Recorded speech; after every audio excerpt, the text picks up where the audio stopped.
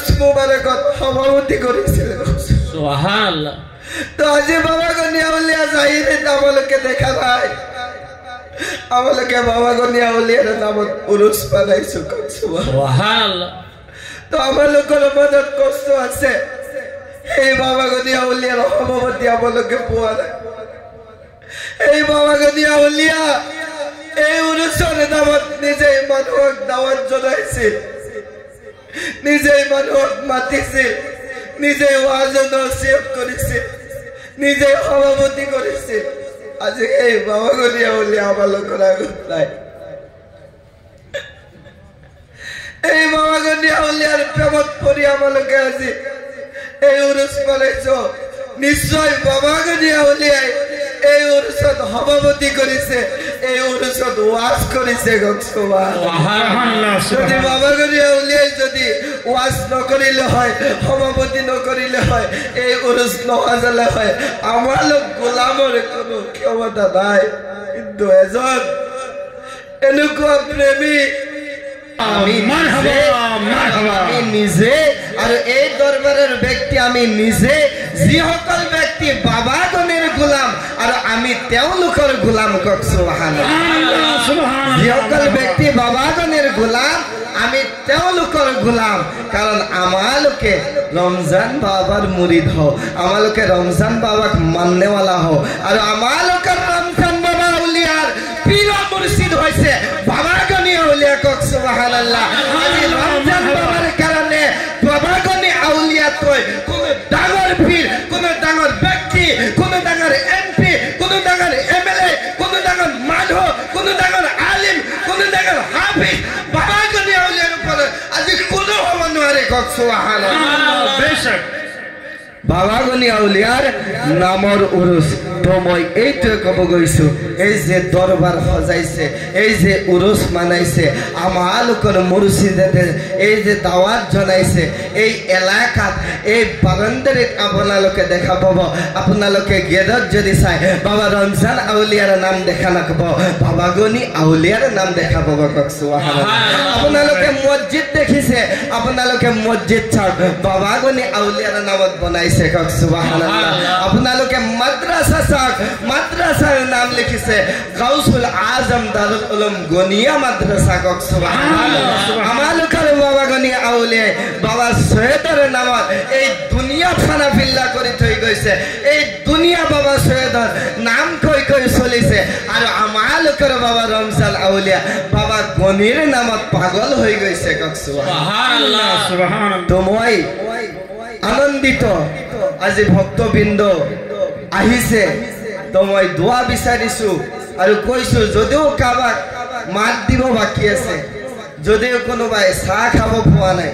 যদিও কাৰোবাৰ লগত ভালদৰে কথা পাতিব পৰা নাই তেওঁলোকৰ কাষত মাফি বিচাৰিছো মই বাবু সদায় আপোনালোকৰ গোলাম হৈ থাকিম কক সুবহানাল্লাহ কাৰণ বাবা ৰমজান আউলিয়া আমালোকক সৰদাৰি শিকোৱা নাই গোলামি শিকাইছে কক সুবহানাল্লাহ কাৰণ আমালোকৰ বাবা রমজান আউলিয়া যাওয়াই মই যদি সন্তান হইছো কোনোবা যদি ভক্ত আছে কোনোবা যদি আশীর্বাদও আছে তেওঁক যদি মাননেওয়ালা ব্যক্তিও আছে কোনোদিন সন্তান হিসাবে মৰম কৰা নাই কামৰ টাইমত কাম কৰাইছে বনৰ টাইমত বন কৰাইছে মেফিলৰ টাইমত মেফিলত লৈ গৈছে জলছাৰ টাইমত জলছাত লৈ গৈছে গাড়ী চলাৰ টাইমত গাড়ী চলাইছো খেতি বাতিৰ টাইমত খেতি বাতিও কৰিছো কক সুবহানাল্লাহ তো আমালোকক সৰদাৰি শিকোৱা নাই আমালোকে সরদারি ভাল নাপাও আমালোকে গোলামি ভাল পাও কক সুবহানাল্লাহ কারণ একজন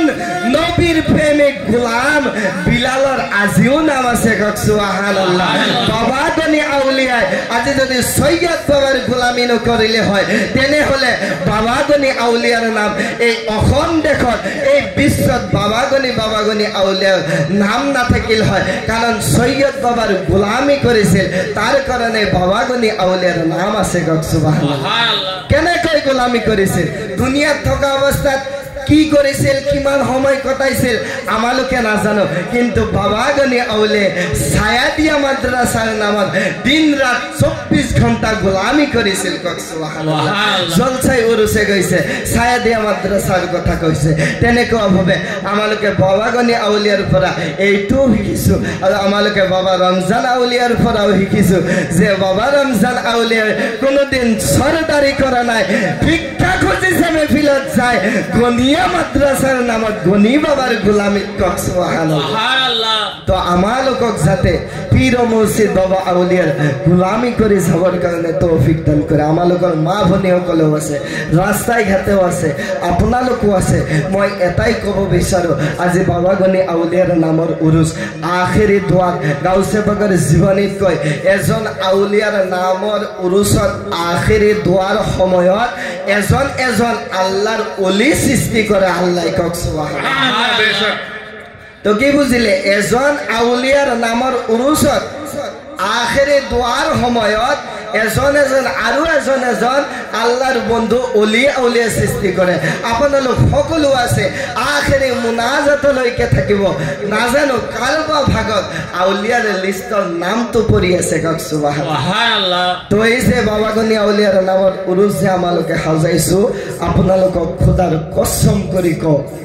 যে যদি বাবা গনি আউলিয়াই এই উৰুস যদি নহাজালে হয় আমালোকৰ ক্ষমতা নাই যে বাবা গনি আউলিয়াৰ উৰুস সজাম কক সুবহানাল্লাহ আমালোকৰ দুখ লাগে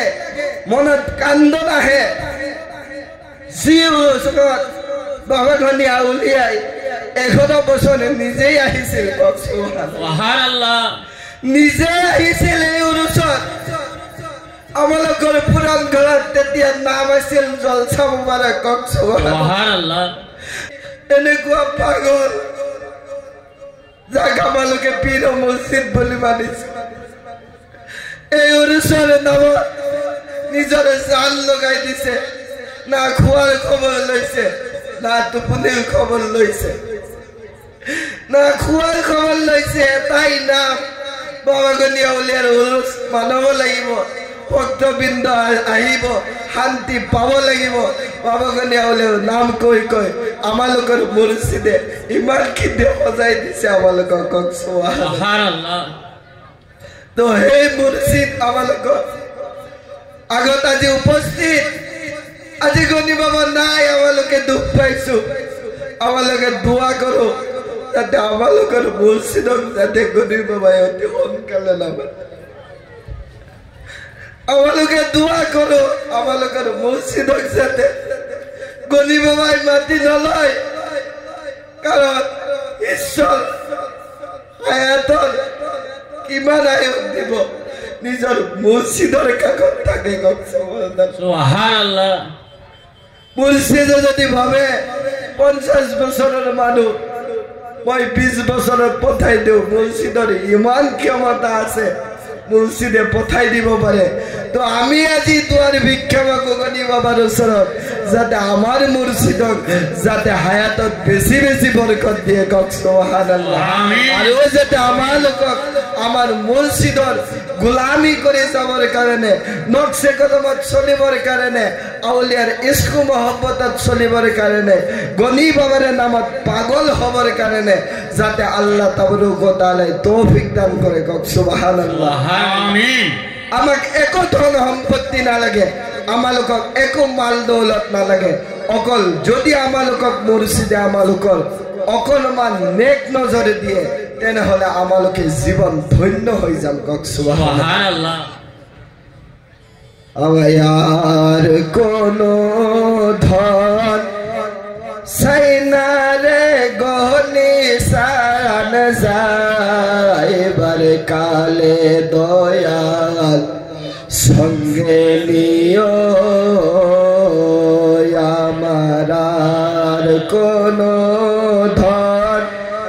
সাইনারে রমজান সান যাইবার কালে দয়াল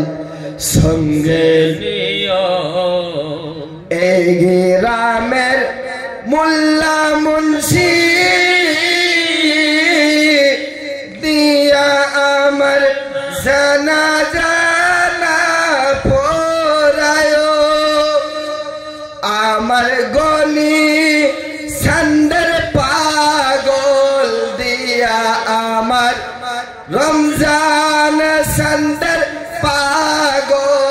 দিয়া আমার জানাজা পড়ায় যাইবার কালে দয়াল সঙ্গে নিও আল্লাহুম্মা সাল্লি على سيدنا مولانا محمد وعلى آل سيدنا مولانا محمد সাইন হক আমাদের ভাই বন্ধু সকল কি কইলাম কি না কইলাম কষ্টের বিষয় বহুত কষ্ট লাগে আমাদের মুর্শিদের সাথে আমরা গোলামি করি বেড়াই কখন বেমার হয় কখন কি হয় আমরা বুঝি আমাদের খুব ডর লাগে আমি কইছি আমার খুব ডর লাগে সে এত যে সাজাইছে না আমরা কেমন করে করবো উনি থাকছে উনি আছে তাও অত আমাদের জ্বালা যন্ত্রণা আমাদের দুঃখ কষ্ট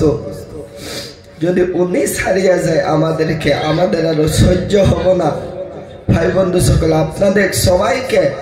অনুরোধ জানাইলাম সবাই আমাদের মসজিদের জন্য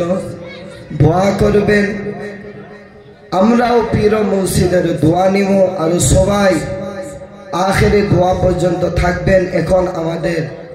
মুফতি সাহেব আইবে কিয়াম করবে দোয়া করে দিবে সবাই মনোযোগ দিয়ে শুনবেন তো সবাই যাই যেখানে না থাকুক কেন সবাই প্যান্ডেলের নিচে এসে যান আমার বক্তব্য আমি সামনে নিমাসি আসসালামু আলাইকুম ওয়া রাহমাতুল্লাহি ওয়া বারাকাতুহু ওয়া আলাইকুম আসসালাম ওয়া রাহমাতুল্লাহি ওয়া বারাকাতুহু